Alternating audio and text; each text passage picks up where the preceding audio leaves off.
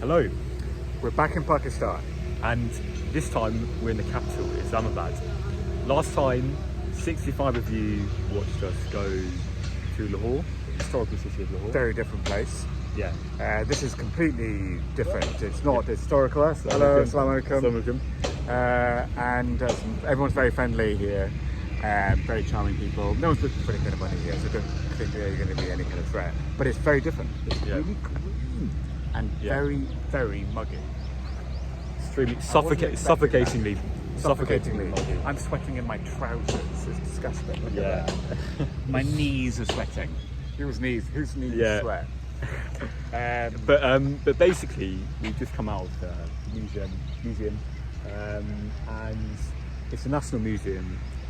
I know it's a national museum, but It is. I mean, don't think British Museum, Louvre, Metropolitan Museum of Art, or the Washington museums. It's one room of about 10 showcases. Yeah. And you can learn all of that on the Wikipedia page.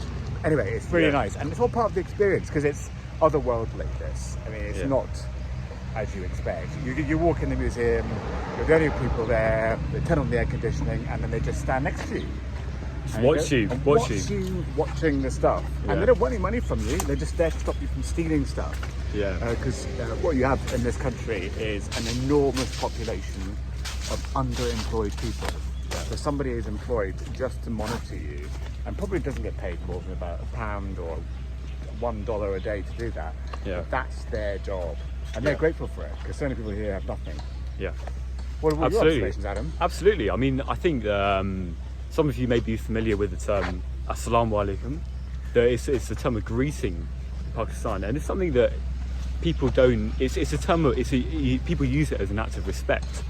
So, as tourists, if you plan to go to Pakistan, absolutely use Assalamu alaikum. Whatever your background, use it, and suddenly you'll find that the barriers of, I don't know what it is, misgivings or suspicion will evaporate straight away. Yeah. So look where we are now. We've found the place is just full of parks that nobody uses. You go to Pakistan, you're not going to find parks like this, but they're cultivated. They're growing beautiful plants. There's nobody here. More people attending over these parks than are using them. They're all for show. That's the thing. Islamabad's it's a show. It's a show, yeah. You get that a lot, and last year we were in Tashkent, and it's the same thing. These Central Asian capital cities are for show. Yeah. And to be fair, it is a result of corruption. You have a look in the south, Karachi, completely neglected city. You never see a park like this here, never.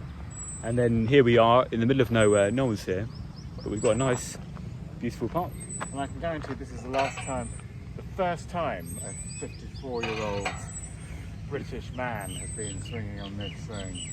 Okay, so here we are. We're on our way to the King Faisal Masjid. It's the largest masjid in the whole Pakistan. It's got a huge capacity, like 75,000 to 100,000. And yeah, we've just got in this taxi together.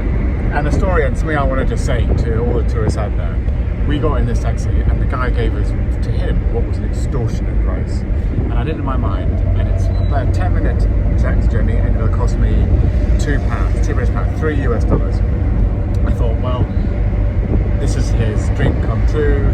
Do I say and ask for the right price, which is probably less than $1? And I said no. I'm going to just give this guy a break, because what does that mean to me?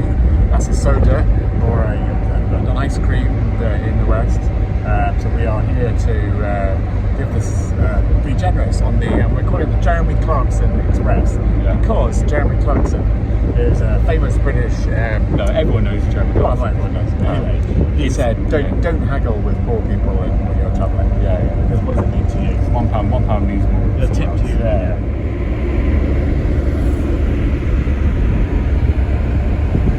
So here we are. You've guessed it. We're at the King Faisal Masjid. My feet are actually my feet are burning alive right now. Walking on the marble. My feet are fine.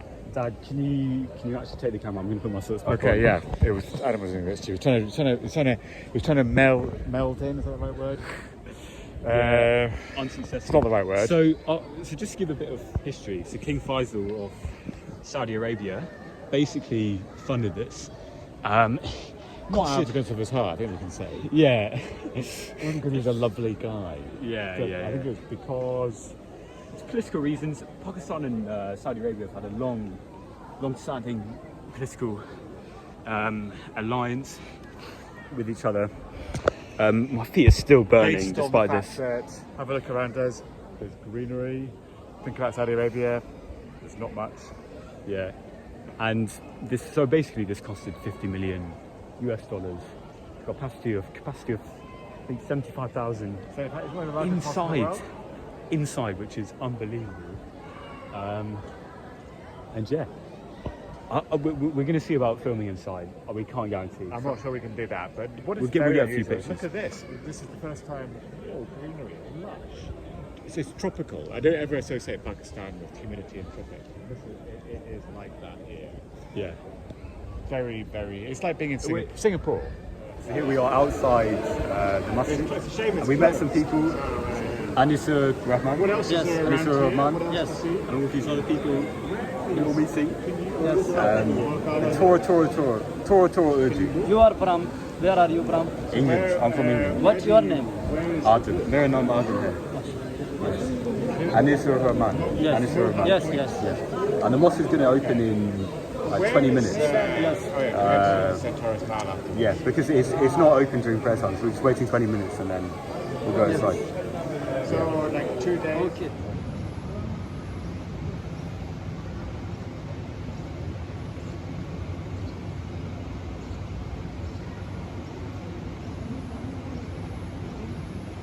As you can see, we've just gone into the mosque. We've just come out. We couldn't really film inside because everyone was sort of looking at us. You can see outside we were getting swarmed before the mosque, but in a good way. In a good way. Everyone, People were just curious. yeah, because they've never met. These people were from. They said they were from Bhutan. They were farmers. Like, they've never met a white man before. So, and this is probably the last time they will ever meet or interact with a white man before. Again, so It's yeah. not their normal experience of life, and you can see it was quite charming because people got more and more confident, and then they came up and more people spoke to us, and it was nice for us as well. It's interesting. yeah, but yeah, I really love that experience. it is a beautiful, stunning mosque. And now we'll make our way into a different phase, a different part of the city. It's probably worth noting that the city's split up into sort of sectors, which are either F or G. So they don't necessarily have names. They're more like districts which have been coded out. So there's no actually defined middle of it. But yeah, so we're going to make our way into the middle. And yeah. Assalamu alaikum. Picture, yes. Of course, yeah. Dad, let's get a picture. Oh yeah, okay. Yeah. That's fine. So we're nearing the end of our first day here in Islamabad, and I must say, I've probably sweated about a litre. I probably Around lost that. about 2 or 3 stone Yeah, in water. it's literally. I haven't been to the toilet all day My because knees are it's all still gone out. sweating.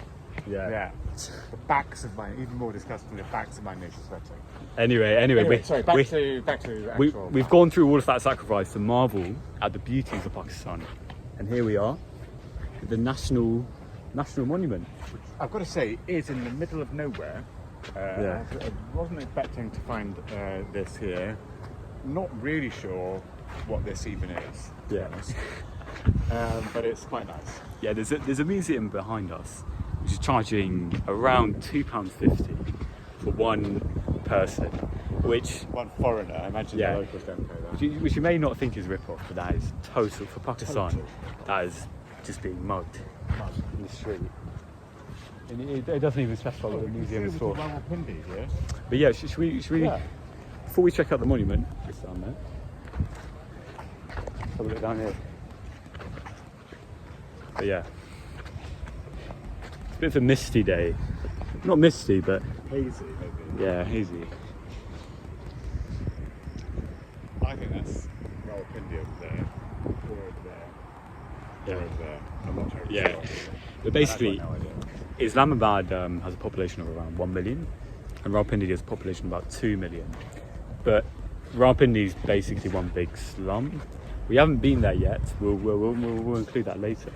But it's not particularly much to see. Yeah, and Islamabad is the place where the government has invested so heavily. That's hence this. So after a bit of extensive research on our behalf, we didn't do any research. Yeah. Because we couldn't get no Wikipedia Wi-Fi, to work. no But connection. we know what we're talking about. Yeah. So pretty much, this is all in the shape of This lotus. monstrosity, which is not The lotus, common flower in this part of the world, sort of like It's a a common sort of rebirth and like life. common motif in Islamic art, I would say. Yeah. Very commonly used. Yeah. But this as well. But this is sort of like a national monument celebrating the country. Some may say propaganda, some may say. It's a bit of propaganda, But- periods of national history. Um, And I think this is the north. I'm not terribly sure what this, but possibly Mohenjo-daro, which was the ancient. yeah. A few features Civilization. from Karachi, around the Sindh area. I think this one. I is- don't think any of these are from Karachi, the Sindh area. Sindh, I don't know, I think they're all from the north. Shah Jahan Mosque. That's not the Shah. Basically, to summarise, you probably Shalimar Gardens. None of that was right. You by the won't, you way. won't be able to None make, of that was you right. won't be able to make much of this out from the camera. That is Karachi. But you can see some of this from the Lahore Fort. A lot of it is just celebrating architectural beauty of the country. Most of it from the Mughal period. And if you've watched our previous video, the 65 people who have watched it, big up, shout out to them. Yeah, shout out to them. Shout out to Yeah, them. a lot of them were Me watching it me again. and my family. But anyway, 3 people who despite weren't that, if you move out of the way, right. you can see that is from the Lahore Fort. If you remember, it was where the Kohinoor diamonds. Yes, Koh-i-Noor. we're talking about. Was stored in that there. one over there. And the Kurds represent the Kurds of women. It's part of the palace. Personal quarters Of the Queen, the Shah Empress. Jahan. Yeah. Shah Jahan, I think. But this is quite a nice monument. Propaganda is propaganda. It's got a good view. We're high up Yeah. and we're seeing. Rawalpindi, I can absolutely assure you, is either over there, or possibly back there.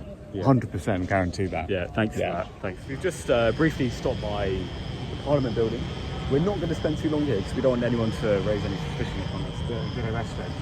But basically, the policies of Pakistan is a bit confusing at the moment. We won't go into the details now.